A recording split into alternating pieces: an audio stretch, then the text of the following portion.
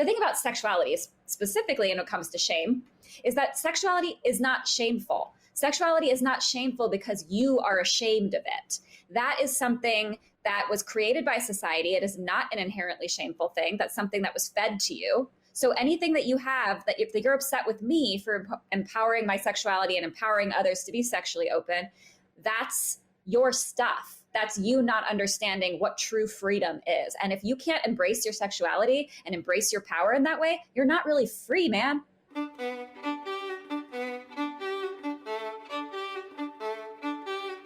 Hi, I'm Derek Mills. Welcome to the Glow Podcast.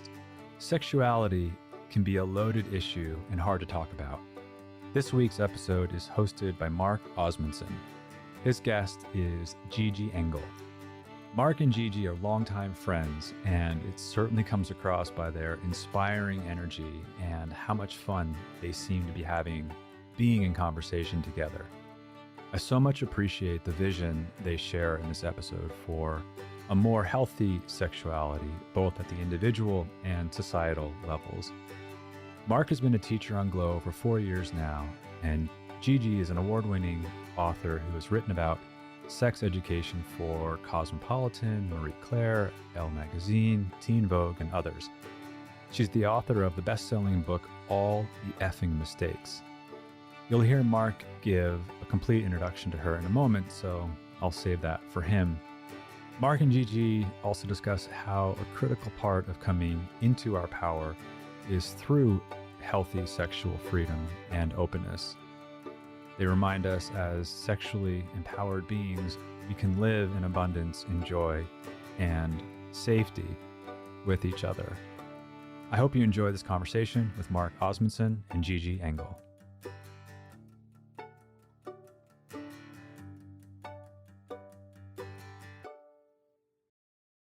Hello, friends. Welcome to the Glow Podcast. It is such an honor and a great pleasure to get to speak with you all today. My name is Mark Osmundsen, and if you don't recognize the name or the voice, I've been a teacher and a coach on Glow for almost 4 years now, which is kind of crazy. And I'm really, really thankful for Derek and Lisa to hand me over the mic a little bit and to bring some new voices, which I'm really excited about. So today, I have the absolute pleasure to bring on, and keyword pleasure here, we're going to talk about a lot today, to bring on the incredible Gigi Engle to the podcast, who happens to be a close friend of mine. Gigi is an award-winning feminist author. She's a certified sex educator and psychotherapist in training. As a sex expert with 3 Fun, she promotes and teaches about pleasure-based sex education, GSRD relationships, and safer sex practices. Gigi's work regularly appears in many publications, including Cosmopolitan, Marie Claire, Elle Magazine, Teen Vogue. I know we have a funny story about that one, Glamor, and Women's Health. Her articles have been shared over 150 million times. Whoa. And she is originally from Chicago and currently lives in London, UK. And I also want to take a second, because we're going to talk about it a little today. Gigi is also the author of All the Fucking Mistakes. We're going to swear a little bit today too, everybody. Don't take it. Take it with a grain of salt, which is an absolutely hilarious and extremely insightful book. And we've included that in the show notes today. So hi, Gigi. Hi. Did you ever think that we would be here right now? No, this is like a dream come true. It really, really is. A little backstory, Gigi and I met when we were 18. We were babies. We both moved to New York City. We were freshmen, or fresh people, as I like to call them, at Fordham University, which we both ended up dropping out of at the end of that year. But we both, we found our feet. We've continued on with our education. I think we're doing pretty well. So hi, Gigi. Hi, I'm so excited to be here. This is like we used to talk about this being famous one day and being on a podcast or the television together. Yeah, and now we get to actually speak about things that we're really passionate about and things that we're trying to drive forward. And I was really excited. I really wanted to bring Gigi on today because she is really kind of revolutionizing the I'm going to talk you up a little bit, Gigi. I'm here for the entire world of sex education and bringing sexual empowerment to the forefront of the conversation, which is what I'm really passionate about as well. Bringing talks about sex and sexuality, things that we're starting to fear more and more, especially now with the banning of more books and the don't say gay and all of these kind of puritanical ways of thinking. So I'm really happy that you're here. And I just want to give you a little bit of time to kind of bring us into this world and tell us a little bit about your work and what made you kind of step into this work. Yeah, absolutely. Hi everybody, I'm Gigi Engle. As Mark said, I'm a sex educator and I'm a psychotherapist in training and also a sex journalist. I'm really excited to be here today because sexual health and sexual wellness are my passion. I have been working in this field for 10 years and counting.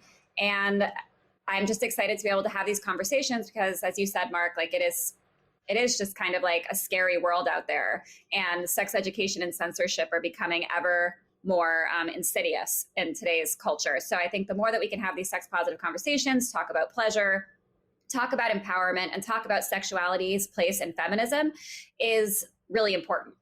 It really is. And I think it's something that people don't realize. Going off of that word empowerment and becoming sexually empowered, we think that a lot of times, especially when it comes to women enjoying their pleasure and their sexuality, that, it takes feminism back a space when it's actually the opposite, that sexual empowerment is leading us into a more feminist society. And in your book, one of my favorite sections, Sexual Empowerment in a World That Isn't Into It, you talk so candidly kind of about sexual empowerment. I want you to talk a little bit about that as well. And what does being sexually empowered mean to you? Sure, absolutely. One of my favorite topics ever. I think, yes, I know. I think that being sexually empowered really means, being sexually empowered and owning your sexuality really means like having sex and having joy and having pleasure and having sex with who you want in the ways you want, without any shame. So that basically means like throwing away this puritanical, like religious culture that we have that sort of says sex is taboo, doesn't sort of totally says sex is taboo, that like women shouldn't be sexually empowered, that you're a slut if you do that, which like you are, but like that's great. And it's like, obviously, like, why wouldn't you want to be a slut? I think being a slut's amazing. I reclaim that word. That's what my book is, the anti-slut shaming book. But I think that like being sexually empowered is, to me, like the most important thing in feminism. I mean, that might be like a bit of a stretch, but like, cause like there's lots of other stuff, but I think being sexually empowered is such an important integral part of the feminist movement because sexuality, specifically female sexuality and queer sexuality, has been used as a tool of shame by the patriarchy in order to control huge populations. Female sexuality has been used to use women as if they were treated as property, to take away our rights, to take away our bodily autonomy. And when you reclaim your sexuality and you reclaim your pleasure and you tell the patriarchy to like F off, you're like, you really are like, you've taken away their power, because as soon as men and as soon as the patriarchy, the capital P patriarchy, doesn't have that to control you and they can't call you a slut because it's not going to do anything to you and you don't care about their egos anymore, that the power is gone and the patriarchy falls. Yeah. And I think that so much of your work is about bringing people back to themselves. And back to when you own yourself and you own your autonomy, you're owning your body, when you are making your decisions and you're not allowing for the societal pressures or, as you're saying, the patriarchal society that we've built, you are reclaiming literally your humanity, because our sexuality is something that is so ingrained in ourselves as humans, but has been completely restricted from mainstream conversation. I mean, we'll talk about this later in the episode as well, but censorship and I mean, it's becoming more and more wild, even to the point where us as children, I had more, there's books that I read as a young queer person that were so incredibly helpful for me, these voices that are now on the banned book list 20 years later. Yes, I mean I'm sure we'll get like very deep into the censorship conversation because that's going to take us a hot minute to get through. We have opinions, personal stories. We have opinions. We have stories, big time opinions. But as far as like sexuality being like an integral part of the human overall well-being, I think that's a really important place to start this whole conversation. Is like sexuality is not given the time in the sun that like so many other facets of human life are. Like we don't teach kids like what the proper names of their body parts are. We don't teach them don't teach them to have autonomy over their bodies. We don't teach them anything about like enjoying pleasure. And like as an age, I'm not saying that children should be learning that about like sex necessarily, but there is age appropriate comprehensive sex education that kids should be learning in order to be able to become sexually prepared adults, because we have this backward notion that if we don't tell kids anything about sex, we don't tell kids anything about their bodies, we keep all of this in the dark, that they're going to just magically go off into the world and like know how to have relationships and know how to have sex and know how to treat other people with kindness and empathy. And like that stuff's not learned. That's just not how it works. Like it's our responsibility to educate people about this. And like owning your sexuality and understanding your sexuality and embracing it is a key factor in actually reaching your full potential as a person. And I think we do a massive disservice by robbing young people and teenagers and everybody of that privilege. And sex is integral to the human experience as eating, sleeping, or any other part of being a human. And we don't give it any time and we hide it away. And ignoring that means that you're cutting off a part of yourself and cutting off the ability for another person to discover that part of themselves. And you're giving them the message that their sexuality doesn't matter, that they don't deserve pleasure, they don't own their bodies, and that sex is like bad and they're shameful and dirty and terrible if they want it. Like, what about that is a good thing? Nothing. There is never any good reason when it comes to this for shame, like a society built around this whole shame surrounding our sexuality. And one example I know that we were talking about is with young children, when we force them to have physical contact with another, like, oh, go and hug whatever, give whomever a kiss goodbye, and we force young people and we don't teach them that it's their decision who they want to welcome into their physical space, who they want to, I think that that's a really important thing I talk about with my sister and raising her children as well, is making sure that young people need to understand that their body is their own and that it is their choice whom they welcome into that space. And I think that we're not teaching that to a lot of young people. In fact, we're kind of teaching them the opposite. Yeah, and we that's are. Really dangerous. It's very dangerous, especially when you start thinking about the implications of what that might mean later on for consent. When children don't learn the message at an early age that no means no, and that we don't touch other people's bodies without permission, you go through the rest of your life assuming that other people's bodies are available to you if you want that. And in this case, like when we're talking about young children, we're not talking about sexual contact. We're talking about basic body autonomy, not hugs, not like kisses on the cheek, not like touching another person, not being in family photos if they don't want to be. Like you can have a conversation with them and explain to them why it's important that they do that. But ultimately, they are allowed to make those decisions for themselves. And that's really, really important because that's a foundational tool to understanding what your personal boundaries are. And this is what we mean when we say that education starts young. There's, without it being a conversation around necessarily sex and sexuality, it is a ongoing learning process. And we talked about this as well, that there shouldn't just be a talk when a young person enters puberty, or one talk is like the talk, or this kind of whole language, that thinking that that's the one moment that you educate your child about, that whole language of having the talk and things about that also teaches young people that this is something that should be embarrassing or shameful or, uncomfortable, when it doesn't need to be that way. There can be this openness and this compassion and this ongoing realm of education. Yeah, I think it's really important to understand that, like, people are so freaked out about like teaching children about sexuality. But the thing is like, you actually can talk about sexuality without talking about fucking. And if you can't, then that's because you didn't have comprehensive sexuality, and you cannot make that distinction.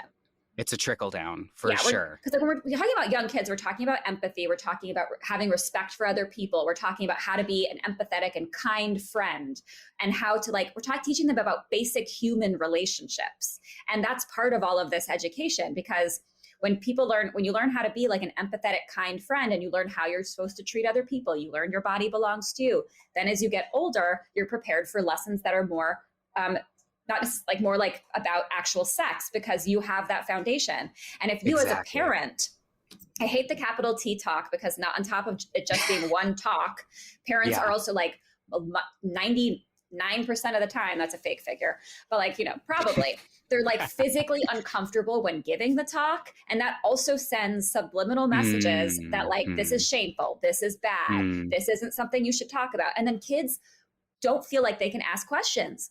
And they don't feel like it's something they can talk about, and that's something they should be embarrassed about. And they can't ask their moms or their dads or their parents anything about sex. And kids are freaking curious. So like if you have like, starting at a young age, like conversations using anatomical words for their bodies instead of this whole like wee hoo stuff with like penises and vulvas, like that's the other thing, is when you're not even this is the word. Like, we don't need to create these other baby names around this stuff, because again, we're teaching that this is something shameful. We need to create a whole different word for it instead of owning physicality.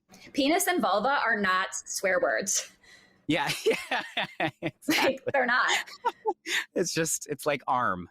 Yes. It's like, it's literally an arm or a leg. It's like, you don't call your elbow your arm knee. Yeah.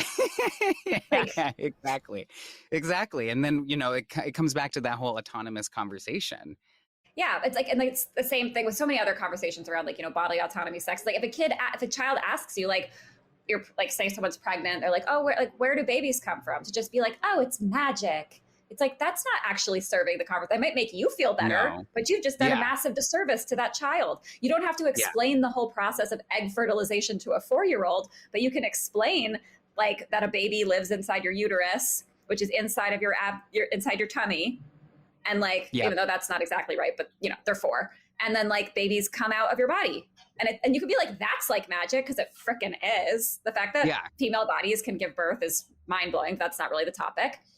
No, but it should also be a celebrated thing. Oh, yeah, totally. We should be teaching that this is a beautiful, beautiful thing, not something that we need to make up a story about a stork dropping a baby off it's like, why are we on your doorstep, and that's why you have a brother. Oh my God, yeah. Like, it's magic. Oh, and then now there's a baby here. Like, unbelievable. And like, it's a disservice to our young people. And it's also, it's confusing.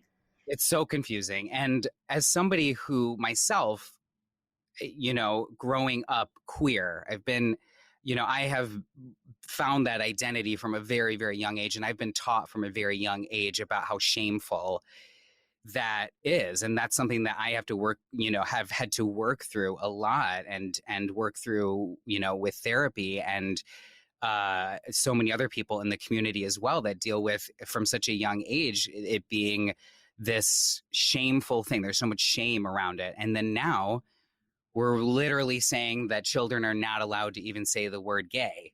I mean, we're just completely injecting this whole new set of shame that young people are going to have to work through and deal with. And it's kind of crazy to me that we're not recognizing, this epidemic of mental health that we're already moving through, and kind of just taking that knife in a little bit deeper, which is really sad for me, because I quick story for me, when I was in 4th grade in a small, tiny country school in Wisconsin, I had a gay educator.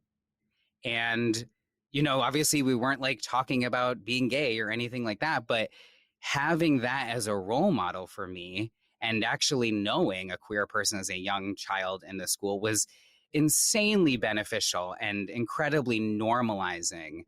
And the fact that now we're almost going in reverse, and I like the way you call it this kind of puritanical society, it's mind-blowing to me. And that's also why I wanted to have this conversation and keep bringing these conversations to the forefront. Because if we don't, we're just keep moving in this direction.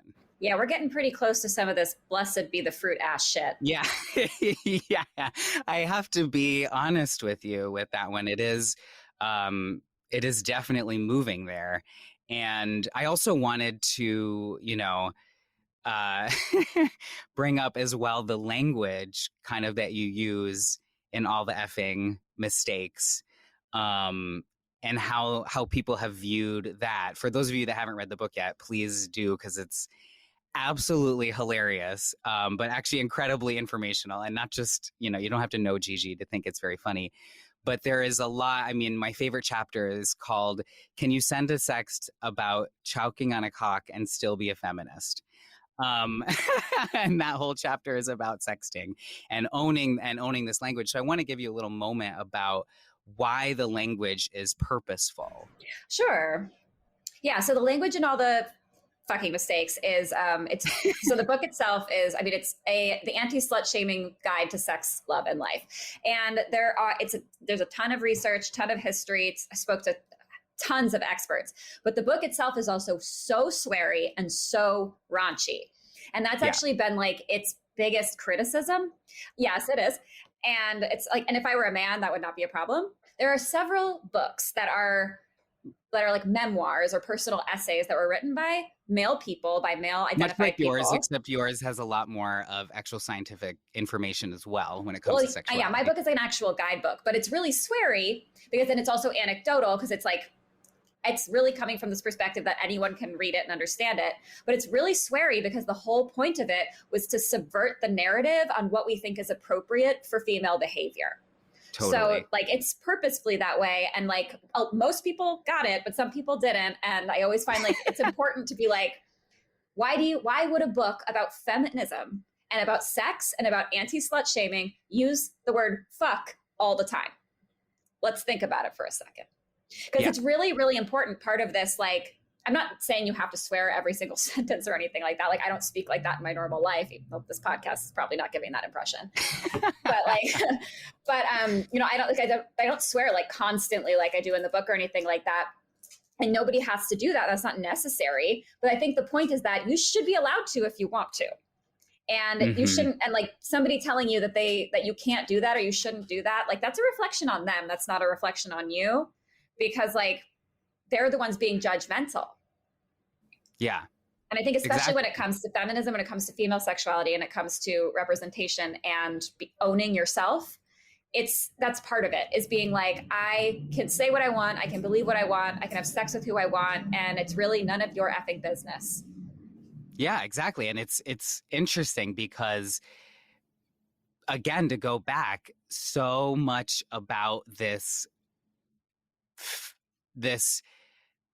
choice of words and this choice of actions is about owning yourself and being able to be like, I can do whatever I want as a woman. And I think a lot of people view that as taking feminism a step back, as like, oh, like you shouldn't, you can't be talking like that, or that, you sexualizing yourself, because again, you're making that choice to sexualize yourself is somehow bad and anti-feminist, when it's actually the opposite. This is what I truly, truly believe. And this is my own sexual activism coming out.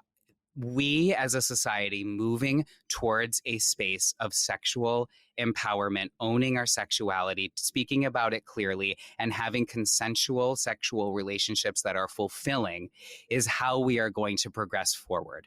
We have to have compassion for ourselves, flowing into other people. We have to own our pleasure. And that's how we're going to move in towards a new society of love and of acceptance, because it ain't working right now. This censorship, it ain't working. So that's why I'm so passionate about this and why I really responded to the book. Yeah, that's exactly how I feel. I think that when the criticism that I've sometimes gotten from like good feminists, I'm doing air quotes, there's this idea that the good feminist, I'm doing my sexy voice now, where I'm like, the good feminist has to only talk about the different waves of feminism and all the different icons and never talk about sex because we don't want to be sexualized. It's like, that's actually bullshit, because feminism means having equality of the sexes and of the genders. And if that's what you want, that means owning your sexuality, not slut shaming other women or queer people or other people, and not telling them what they should or shouldn't do, because we are empowered adults or empowered people who are in charge of our own destiny. And while the thing about sexuality specifically, when it comes to shame, is that sexuality is not shameful. Sexuality is not shameful because you are ashamed of it. That is something that was created by society. It is not an inherently shameful thing. That's something that was fed to you. So anything that you have, that if you're upset with me for empowering my sexuality and empowering others to be sexually open, that's your stuff. That's you not understanding what true freedom is. And if you can't embrace your sexuality and embrace your power in that way, you're not really free, man. Yeah, totally. Exactly. You're still giving into this false narrative that that sex is shameful, that, having sexual desires is shameful, having, kink shaming. All of this is all tied together, and it's all tied together into this control as well, because a sexually empowered society is one that is empowered in themselves and is not able to be completely cog in the machine, kind of this control. Absolutely. The control of sexuality and sexual shame is completely fabricated, and it is used as a tool of control. It's used to control women. It's used to control queer people. It's used to control our identity. It's used to keep us down. And censorship and all of this stuff is starting to become more and more prevalent. We're starting to see it every single day. And that, without breaking free, having these conversations and trying to liberate these discussions, we're screwed. I mean, it's really, I'm thinking about it now, and girl, 50 years ago, this book would not be published. This would be 50 years ago, right I would have been back to you. 50 years ago, I would have been burned at the stake, probably. Yeah. Let's be real, man. It's really, whatever. exactly. It's really interesting. And I think it's a great time too to kind of talk about censorship. For you and myself, shadow banned people of the world unite, woo woo. Love that for me.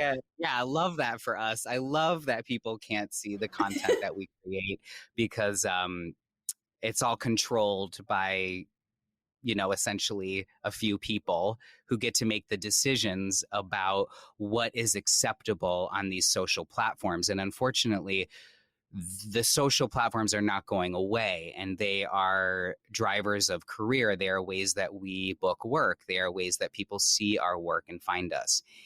And I know you said this the other day, sometimes when you post something, even with 30,000+ followers, you'll get maybe 50 likes or 100, it's that, and I am that way as well with, certain things that get taken down just automatically without even any reasoning. And it's just because the algorithm is trying to change everything to be for advertisements and for advertisers. And nobody wants to pay for these advertisements on these platforms if there's this type of, empowered and educational content.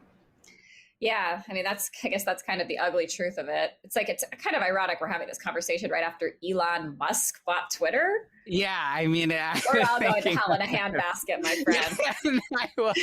I was like, oh, okay. Because I think Twitter was kind of one of the only platforms that really is not censored. I'm excited for no one to hear this episode. Yeah, exactly. I'm excited for this to just get pushed completely. JK. Please Well, like and subscribe. Please like and subscribe. But so I want to hear a little bit, actually, before we even get into everything about censorship, there is one funny story. I remember when this happened maybe 2 years ago. You had wrote for Teen Vogue a really amazing article that kind of had a whole viral moment, and then had a whole backlash. And really, I want you to tell the story, but in the book it was really funny because you reference it and you're like, one person had even went so far as to buy a copy of Teen Vogue and burn it, even though it was only published online. No, she bought hundreds of copies and she made a bonfire. She brought hundreds of copies and burnt them, even though it was a digital article. My response to that, like, everyone's like, "Oh my God," and I was like, "She thought I was in print." Yeah, you're like, oh, I was like, "Oh my God, I'm so flattered." It really was. Okay, so I'll tell the story because I think like we need some context. Yes. So tell the story. Okay, yeah. So like I write, part of like my whole thing is that I know we've probably got this message by now, but I'm shameless and I will write anything I want. And I also really, truly believe in educating people. And one of the things I do for Teen Vogue, or did for Teen Vogue, I haven't written for them in a while, but what I did for Teen Vogue was I used to write educational articles about different sexuality topics. And I wrote a couple of articles that I thought were like, pretty like spicy. Cause it's a teen audience. So like I was very careful about language. It was always very inclusive. The idea was always to educate, not like encourage. And so I wrote like, masturbation guides, all kinds of stuff. Like nobody seemed to mind. Then my editor comes to me in 2017 and was like, "Hey, like, would you want to write this article about anal sex?" Just like pretty much off the cuff. I'm like, "Of course." So like I write, definitely. So the point of it was, to be really educational. Like queer kids don't have stuff like that online. Young female body people are having anal. In a major publication and things that are actually, again, we're not talking about fluff. Gigi writes, she is a certified sex educator. She writes about science. She yes, a lot of her stuff is very, very funny and things. But again, this is educational. I want to, just remind that for listeners as well. Yeah, that's all educational. Like I do investigative sexual health research. Like that's what I do with my journalism, investigative reporting. So I wrote, this wasn't investigative, but like I have a sex education background. So it's pretty basic writing about the mechanics of anal sex. Yes. Yeah. So I worked with the illustrator at Teen Vogue. They did like really cool diagrams. And it was like, it was just really good. I think it's amazing. And it's very good. So I wrote this article, turn it in, don't think anything of it. A few days later, it goes live and I was like, "Oh, that's so cool." Then an absolute shitstorm. Yeah. Like I was not prepared for the level of this. Cause like I had been writing on the internet at this point for like 4 or 5 years and had never had anything like this happen. And I was writing like all kinds of sex stuff for like years and years. Nobody has ever cared. I mean, yes, people like, trolled me sometimes, but it was like never really that bad. So I write this anal sex article and people lost their goddamn minds. Like this. Okay. So the first like big viral thing was like this woman who's like, by the way, her husband's like a neo-Nazi and like so is she. And I don't know how she has like so many followers. I'm pretty sure she's been deplatformed at this point. I actually don't remember what her name is, but like whatever. Bitch, I don't know you. So she bought like hundreds of copies. It's the funniest video in the entire world. I wish I had a copy. And she like made a bonfire of Teen Vogue magazines, which by the way, thanks for buying them. Really helped out. Really? And then, exactly. And then lit them on fire. And it was hilarious. But then I was getting, as Sean Hannity called me a sodomite on national television, wasn't aware we were using the word sodomite anymore, like it was 1775, but cool. I was like, wow. So like, that was cool. It was so crazy.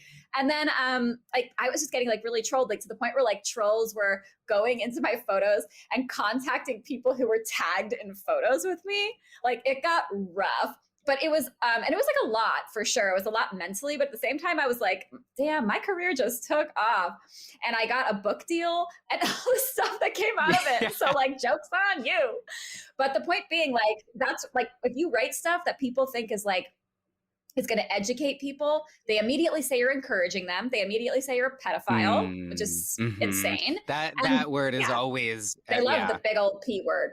their favorite. Yeah. I had to mute Yeah. the word pedophile on my social medias because of how often people call me that. Oh, wow.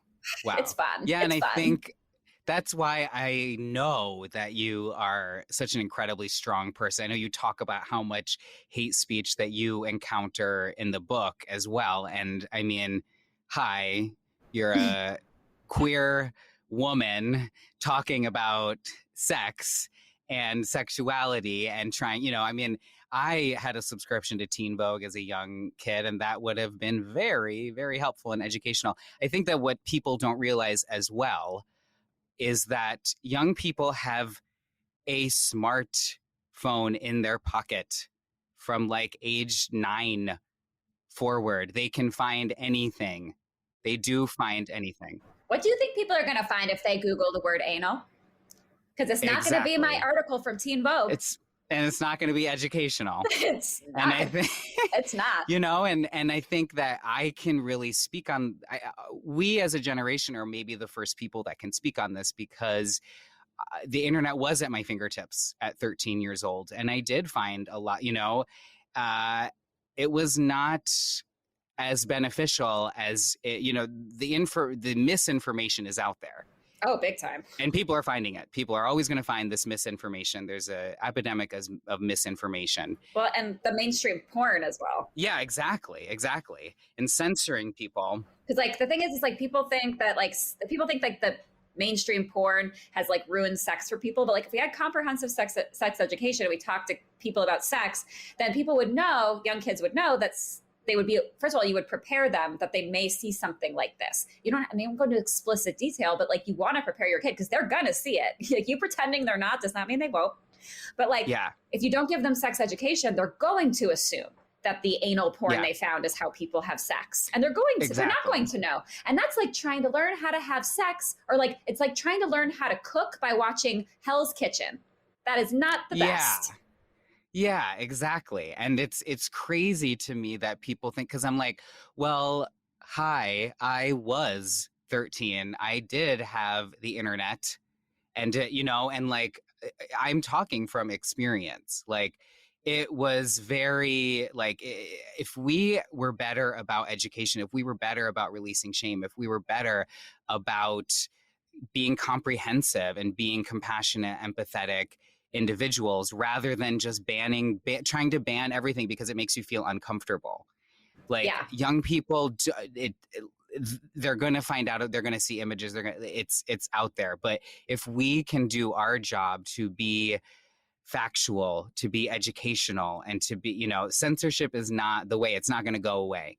It's not going to go away. It's, Yeah. I think we need to be like a society that just like, this is kind of wishful thinking, but just like a society that's like ready to not put other people's education and other people's well-being behind our own discomfort. Exactly. And, you talk about this in the book too, like we have no problem with violence, guns, constant video games.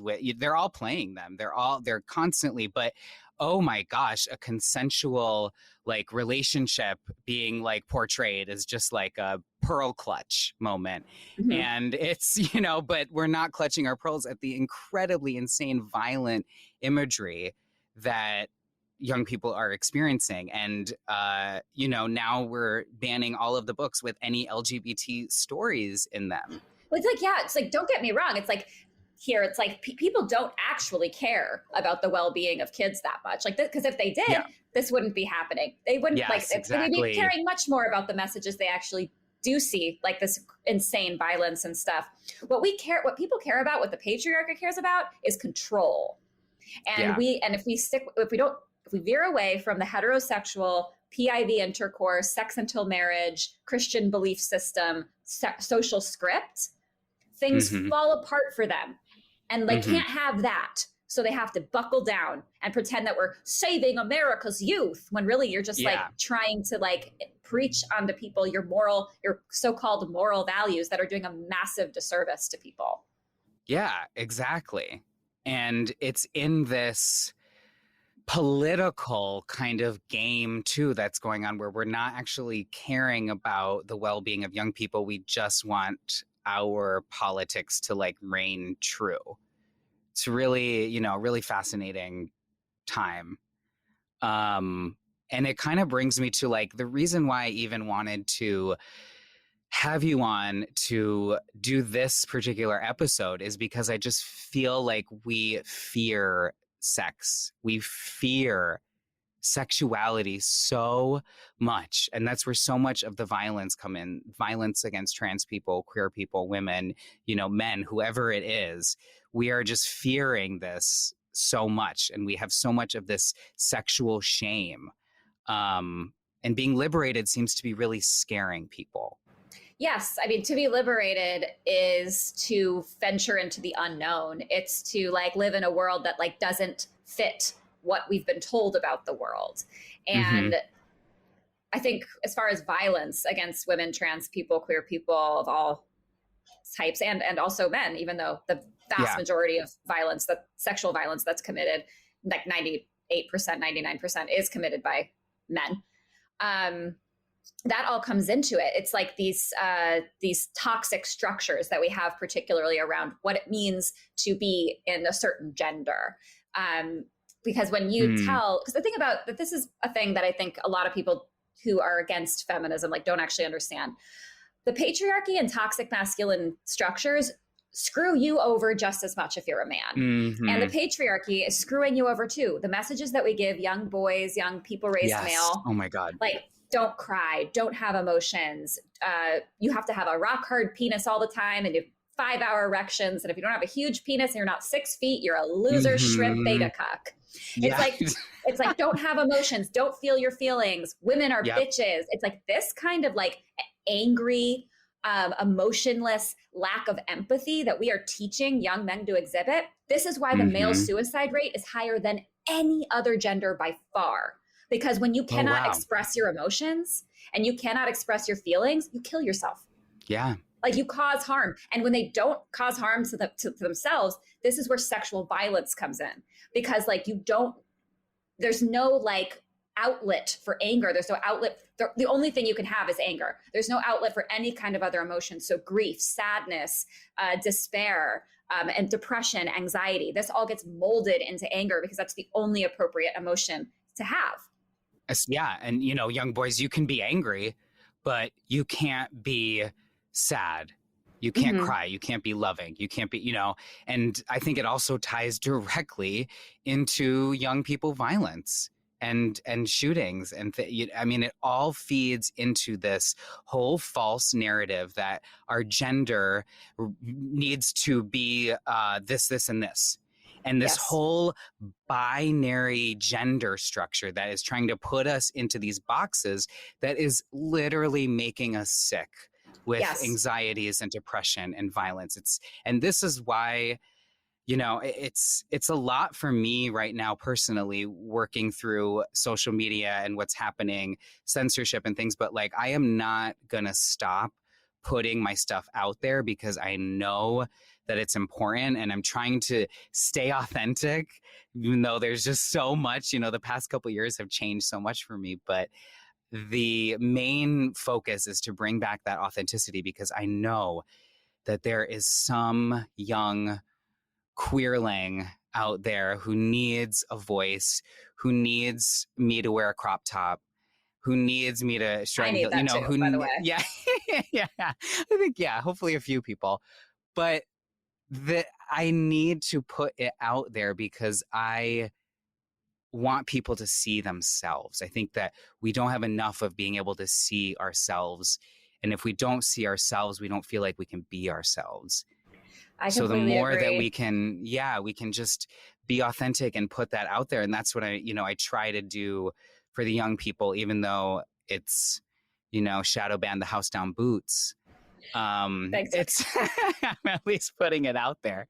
But yeah, and I think that's for me what is really important is to promote that we can be sexually empowered beings, promote that we can create whatever our gender structure looks like, and it doesn't need to look like anybody else's. We don't need to act like anybody else. Oh yeah, Air snaps. So good. Amen. Yeah, so that's one of the reasons we've been friends for all these years, because I'm completely aligned with that vision. I mean, it's like for every 100, rape threats that I get, which I'm a woman on the internet.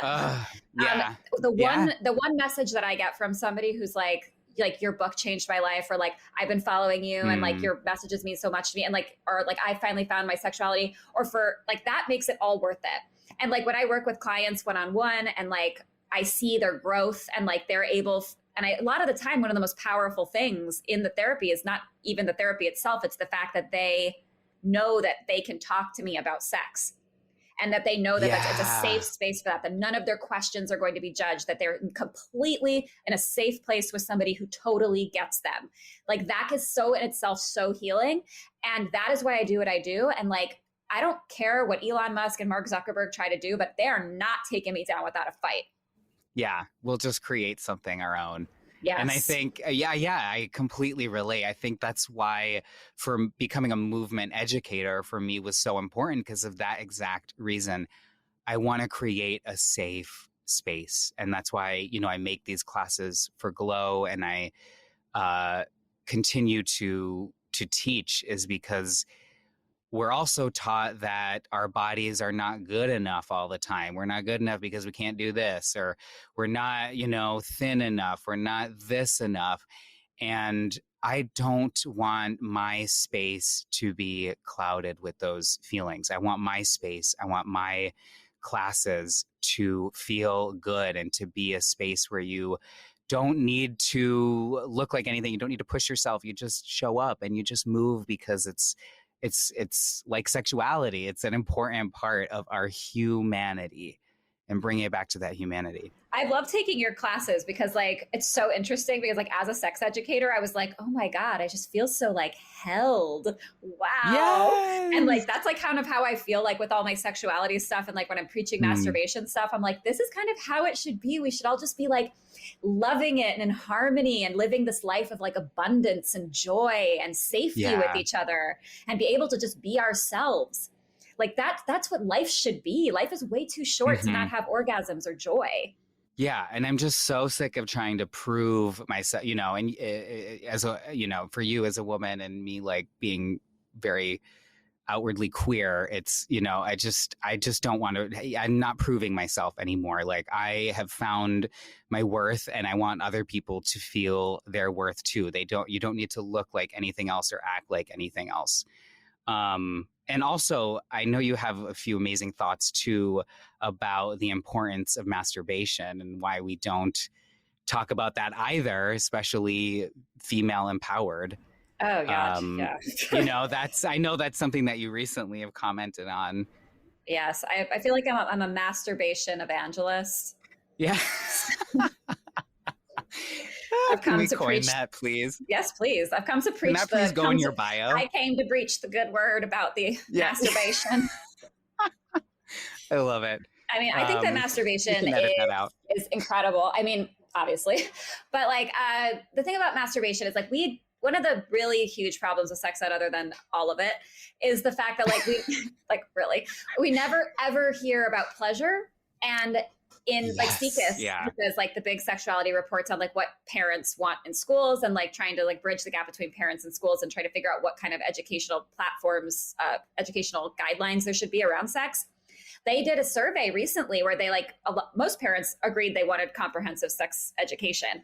But I looked it up, and like the word masturbation is not even mentioned in the survey.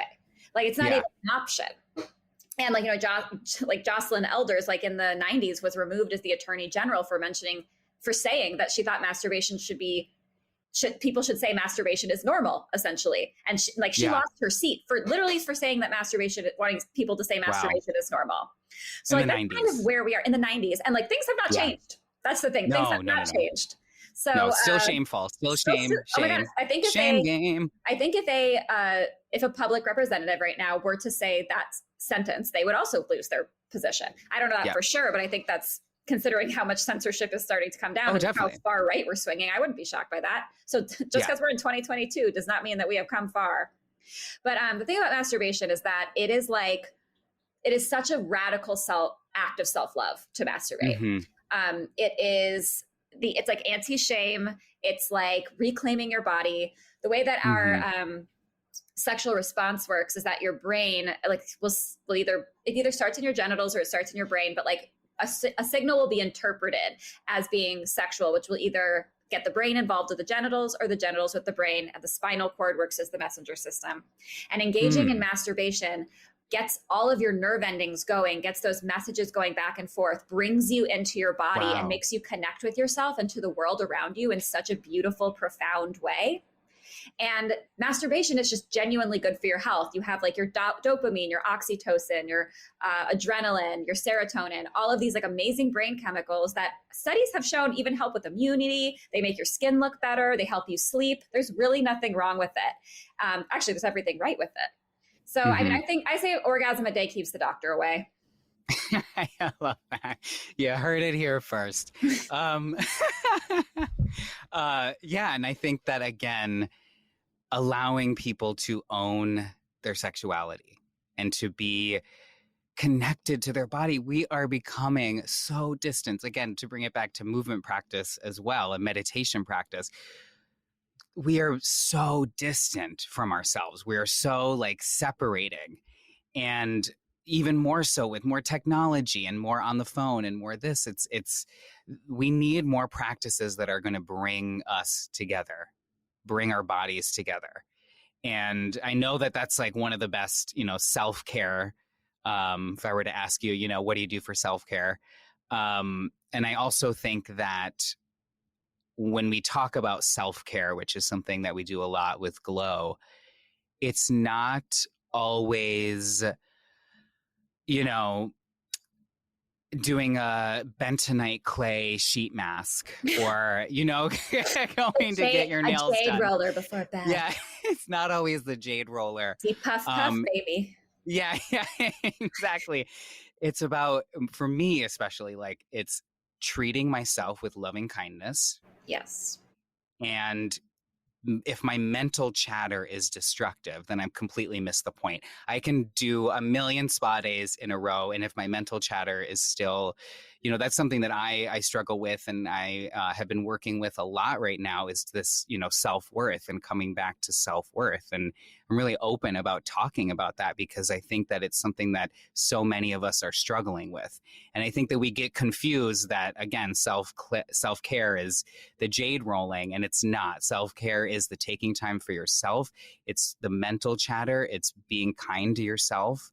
And apparently it's masturbating too. It is. So that's, I think like for me, it's like, it all comes down to like grounding and being at home in your body. That's what self-care is. Self-care may be a hot little buzzword, all dressed up in its cute little black dress, but like, it's not about face masks, and it's about what the face masks and the spa days and the masturbation and the movement, what all of that represents, which is honoring your body and taking care of yourself. And the reason that dancing and masturbation, which are very similar in a lot of ways, are really powerful for that self-love and that self-care is because it forces you out of that mental chatter, out of that space and into your body. And it forces you to like be in yourself and to like connect with yourself in a way that's deeply healing. Yeah. And I distinctly remember as a young person,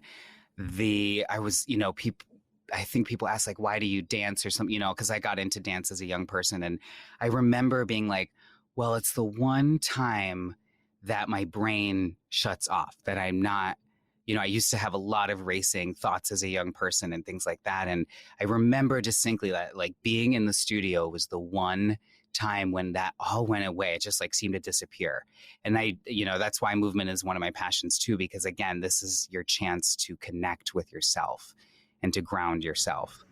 I think that's an important thing is like, you found the thing that helps you connect to your body, and like movement for one person and masturbation and all of these different things. Everybody has their own journey to that. And we need to have space for all of that. But really it's about, instead of like casting yourself in shame and saying you shouldn't do something or you can't do something because it's bad or it's a waste of time or whatever, that's like actively working against yourself when really we should be doing things that make us feel good. Yeah. And I think that's why your work and my work, it's so in alignment too, because it's about empowering and it's about taking away that shame and allowing you to be open and that safe space and just allowing. That's how I feel too with movement practices. It's about embracing abundance. Yeah, exactly. Oh, I love that.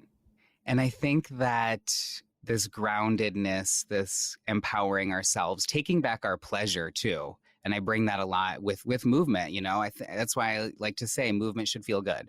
If it's not, change up your movement practice, do something different. It's not about torturing yourself.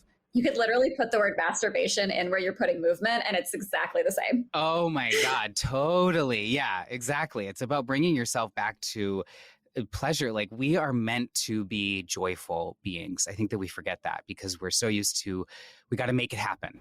We've got to make money. We've got to, you know, raise a family. We've got to do this. But life in itself should be joyful. And I'm trying to make that more of a practice in my everyday life. Just coming back to the joy. We should be feeling joy in our sexuality, feeling joy in our movement, our work, our personal relationships, and feeling the joy in ourselves with what we're doing. Because at the end of the day, it's not going to matter when we leave this planet. It is not going to matter how much money we made, how many this, how much that, you know, all that's going to matter is that we enjoyed the actual moments and we're living in this really present life. And that's my 2 cents on that. And I think that's a kind of a nice place to wrap up. Gigi, it's been such a pleasure. And where can we find you too, like on social media? Yeah, it's been an amazing conversation. And I always love a chance to chat with you, Mark. And thank you for having me on this wonderful podcast, because it's been such a joy to be able to talk about my work and about pleasure with somebody who gets it so thoroughly Yes. and in such a profound way themselves. If you guys want to follow me, you can find me on my website, which is missgigiengle.com. I'm on Instagram and Twitter at Gigi Engle. And on my website, you can also, there is a link to my Substack newsletter, which is called the G Spot, which goes out every Monday and is shares my latest thoughts on sexuality, sexual pleasure, all through a feminist lens. And there's also a lot of fun additives, like fun reads I did that week. I love. So we'll also include all of that in the show notes, so you guys just have links to click. I also want to include a few of my favorite kind of self-love classes on Glow for you as well. If we haven't moved together, I'd love to move with you. And then, of course, Gigi's incredible book, All the Effing Mistakes.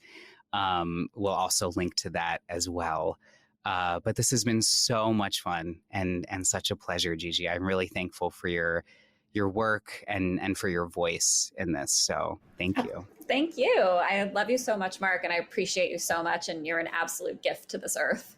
Oh, thank you. That's a great way to end. I agree. Just kidding. I mean, I know. If you were like, again, no, coming I'm not. back to that self-worth. Yeah. We know. Own it. We know it. No apologies. No apologies. Have a beautiful day. Thank you to our entire team behind the scenes at Glow. I'm so grateful for your care and commitment to serving our members around the world. Thank you to our teachers for so beautifully sharing your gifts and talents.